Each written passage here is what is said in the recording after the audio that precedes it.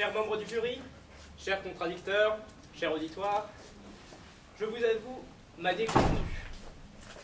En effet, après avoir écouté les propos de mon contradicteur, ce dernier me force à commencer par la fin.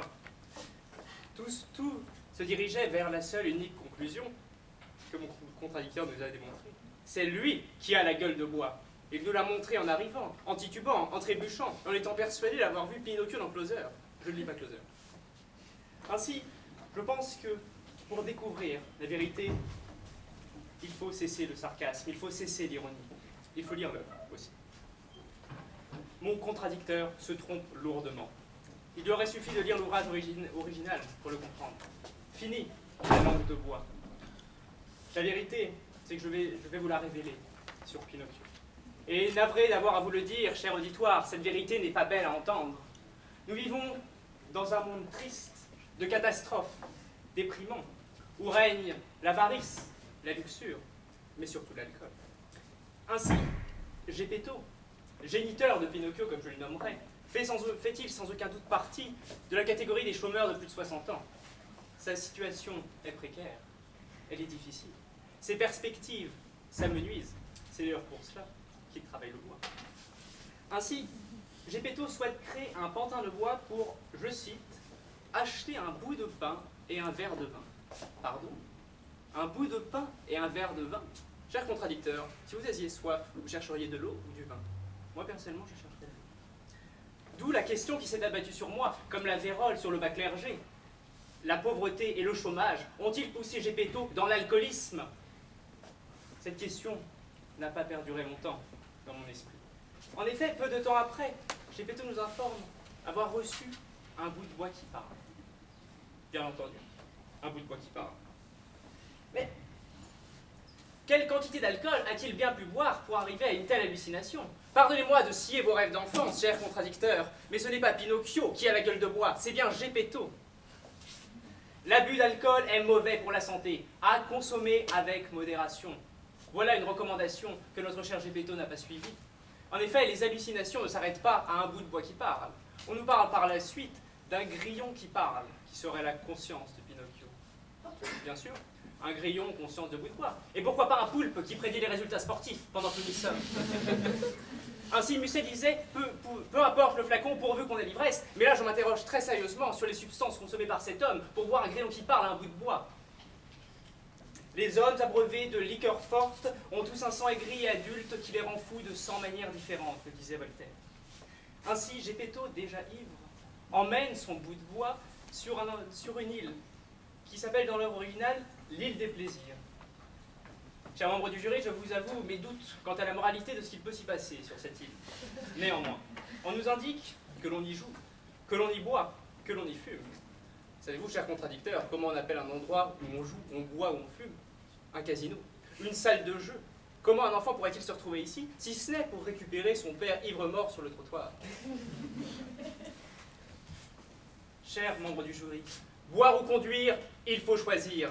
Voilà une fois de plus un choix que Geppetto n'a pas fait. En effet, ivre-mort, au bord du coma éthylique, il prend une barque. Le poème de Rimbaud, Le bateau ivre, prend ici tout son sens.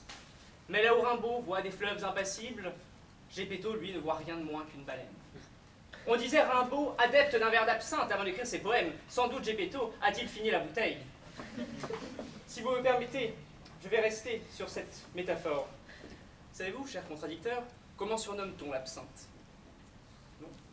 On la surnomme la fée bleue. Vous voulez dire la fée bleue, la même à laquelle Geppetto demande de transformer Pinocchio en vrai petit garçon? Coïncidence? Je ne crois pas.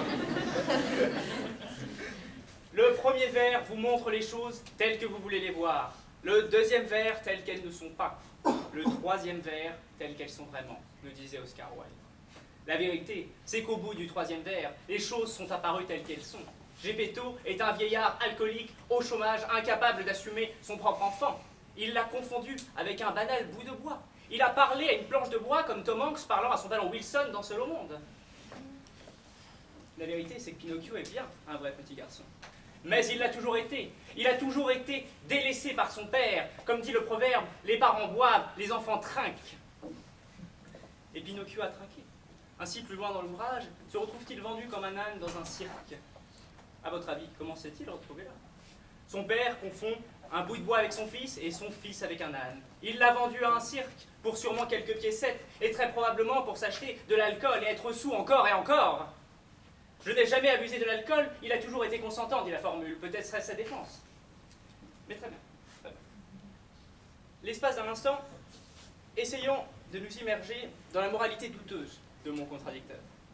Vous nous dites, Pinocchio a la gueule de bois. Très bien. Et il me semble qu'à la fin de l'ouvrage, Pinocchio devient un vrai petit garçon. Il me semble. Un vrai petit garçon à la gueule de bois. Êtes-vous en train de suggérer de donner de l'alcool à nos enfants? Seriez-vous le père du nouveau-né ayant récemment défié la chronique retrouvé avec 4,5 grammes d'alcool par litre de sang? Il ne pouvait plus tenir debout. Touchons du bois, cher auditoire, que ce ne soit pas le cas. Enfin, et j'en finirai par ici, cher contradicteur, je ne peux m'empêcher de relever l'amalgame que vous commettez tout au long de vos propos. Vous semblez déduire la gueule de bois de Pinocchio de son comportement. Il court, il tombe, il finit sur la première page de Closer. Mais avez-vous déjà vu un enfant qui joue, c'est sympa? Vous confondez jeunesse et ébriété. Ainsi, comme nous le disait Roland Topor, j'ai toujours été frappé par le comportement d'ivrogne des enfants. Ils bégayent, titubent, trébuchent, passent sans transition du rire aux larmes, et réciproquement. Qu'est-ce que ce serait si en plus ils buvaient de l'alcool?